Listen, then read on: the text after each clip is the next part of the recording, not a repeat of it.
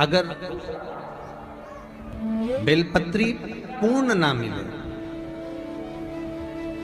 एक समय ऐसा आता है कि बेलपत्रियों को कीड़े खा जाते हैं, खंडित हो जाती है, सूख जाती है। बेलपत्री पूर्ण ना मिले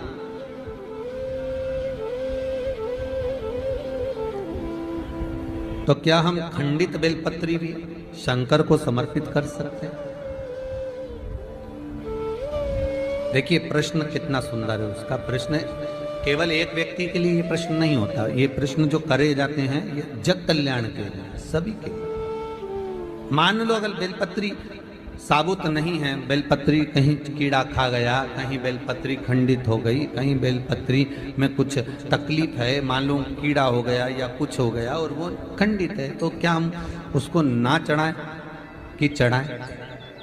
और बेलपत्री मिल ही नहीं रही और बेलपत्र हमें प्राप्त ही नहीं हो, ऐसी दशा में हम क्या कर सकते हैं? तो शिव महापुराण की कथा कहती है यह भी जरूरी नहीं है कि आप बेलपत्र समर्पित करें। कितना सुंदर कहा है शिव महापुराण की कथा में कि हम ये भी नहीं कह रहे कि बेलपत्र आप समर्पित करें। अगर बेलपत्र खंडित है, टूटी पड़ी है और आपके पास में नहीं है तो शिव जी की चढ़ी हुई बेलपत्र को धोकर शंकर पर चढ़ा दे।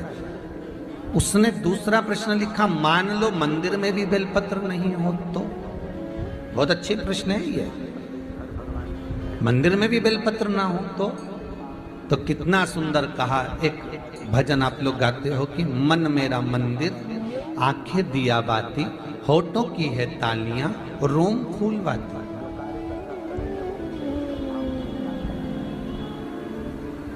शिव महापुराण की कथा कहती है मान लो अगर ऐसे समय पर बेलपत्र नहीं है तो महाराज भगवान शंकर के शिवलिंग का दर्शन कर कर अपनी ये 3 उंगलियां शिव जी के शिवलिंग को समर्पित करो। कितनी उंगलियां?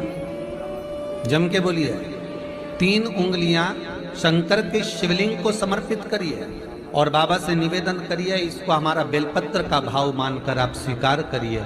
ओम नमः शिवाय, श्री शिवाय नमस्तुभ्यम या मृत्युंजय का जाप करते हुए, गौरी शंकर का स्मरण करते हुए हाथ का स्पर्श कर कर बाबा को नमन करो, प्रणाम करो। बाबा उस बेलपत्र को भी स्वीकार कर लेता है। बाबा उस बेलपत्र, यहाँ तो कितना शिव महापुराण के अंतर्गत एक लिंग पुराण है। लिंग पुराण के अंतर्गत वर्णन आता है कि आप अगर आपके पास में शिवलिंग भी नहीं है, आप किसी नदी में स्नान कर रहे हो तो अपने अंगुष्ठ को आगे कर कर आप उस पर भी जल चढ़ा सकते हो। भगवान शंकर उसको भी स्वीकार कर। आप किसी नदी का कंकर उठाकर अपने हथेली में रखकर उसको भी जल चढ़ा सकते हो, भगवान उसको भी स्वीकार कर।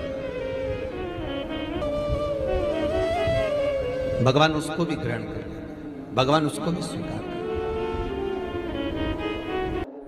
सरसों का जो पुष्प होता है, सरसों का जो फूल होता है महाराज, अगर कोई व्यक्ति को किडनी या लीवर से जुड़ी हुई कोई तकलीफ होती है या किसी व्यक्ति का एक्सीडेंट हो गया होता है और उसका कोई अंग रह गया हो, कोई शरीर का कोई भाग रह गया और वो काम नहीं कर रहा हो, जैसे किसी के पांव रह जाते हैं एक्सीडेंट के बाद, किसी का हाथ रह जाता है या कोई अंग काम नहीं कर रहा हो, वहां ब्लड पहुंच नहीं रहा हो, वो जगह एकदम सुन्न हो गई हो, खाली पड़ गई, तो उसके लिए शिव महापुराण की कथा कहती है कि सरसों के पुष्प 11 शंकर जी के राइट भाग में, जहां शिव जी के गण दरवाजे के द्वारपाल मणिभद्र जिस जगह पर निवास करते हैं, कौन निवास करते हैं? मणिभद्र।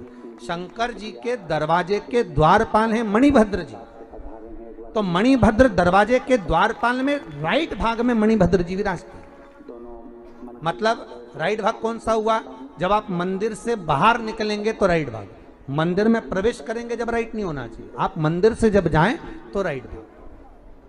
मतलब आप मंदिर से राइट से जाएंगे तो शंकर जी का भी राइट हो जाएगा, क्योंकि शिव जी ऐसे बैठे हैं तो शंकर जी का भी राइट हो गया, देवता उनका भी राइट हो गया, तो राइट भाग सीधा हाथ मणिभद्र जी का स्थान। 11 सरसों के पुष्प मणिभद्र के उस द्वार पर आप रख दीजिए और मणिभद्र के द्वार पर रखकर अंदर जाकर 108 वापिस जब आप बाहर निकल रहे हैं, ये पुष्प आप रखने के बाद एक बार बाहर जाएंगे, फिर वापिस आएंगे मणिभद्र रखने के बाद, और अंदर जाकर 108 सरसों के पुष्प शंकर को समर्पित करेंगे महाराज। उस सरसों के पुष्प जो शिव जी को आप समर्पित कर रहे हैं उसको वापिस लेकर आएंगे, श्री शिवाय नमस्तुभ्यम बोलकर उस सरसों के पुष्प को महाराज सरसों के तेल की बोतल में उसको डाल लीजिए।